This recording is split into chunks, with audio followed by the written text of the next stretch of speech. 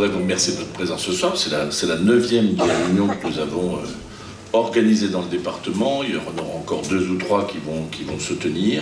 On est, vous le savez, dans un contexte qui est particulièrement lourd, difficile. On traverse une crise qui est une crise violente. Et donc il n'y a pas d'un côté des élus qui peuvent décider, et de l'autre côté le peuple qui subirait.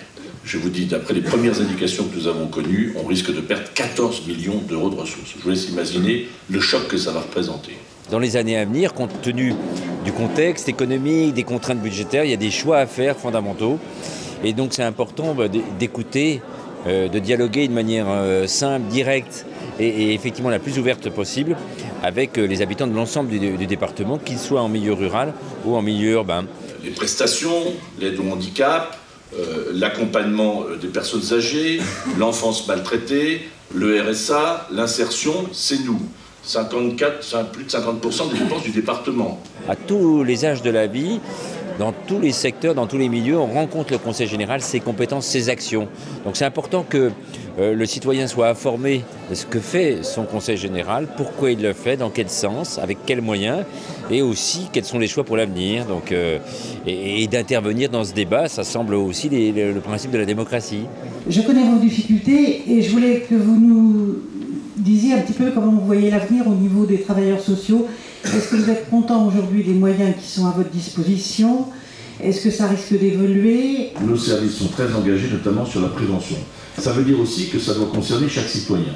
On a amélioré nos procédures aussi pour qu'on sorte de son milieu familial quelqu'un qui est dans une situation extrêmement difficile et qui doit le quitter, qui doit être protégé.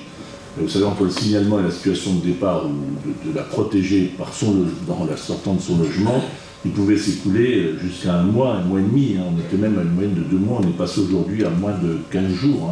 J'avais quelques questions à poser au Conseil général ce soir, chose que j'ai faite. Et on m'a répondu très, très franchement, très spontanément. Et c'est très, très instructif comme réunion, puisqu'on apprend beaucoup de choses ce soir sur le fonctionnement du Conseil général, les compétences, sur l'enfance, sur l'aide à l'enfance maltraitée. François Sauvadet, en tant que président du Conseil général, a répondu tout à fait à mes questions, et à un de ses membres aussi sur l'avenir et sur l'attachement qu'ils ont à cette mission. Le département a finalement une action bien identifiée au sein de l'agglomération. C'est bien sûr tout le pan social qui a été évoqué précédemment, mais c'est aussi toutes les interventions en faveur de la communauté d'agglomération pour les communes. On le voit bien, les destins, l'essor entre le milieu rural et le milieu urbain, ces destins sont liés. Et c'est toute l'action aussi du Conseil général de travailler sur cette solidarité entre les territoires, entre la ville et la campagne. C'est fondamental pour nous. Il n'y a pas que les aspects nationaux qu'on entend dans les grands médias, et par le petit bout de la lorgnette, il y a aussi l'action concrète de terrain, de la vie quotidienne qui intéresse les gens. Donc je crois que c'est important que le fait qu'ils participent montre bien qu'ils ont envie d'être peut-être davantage informés. C'est aussi le rôle de ces rencontres départementales.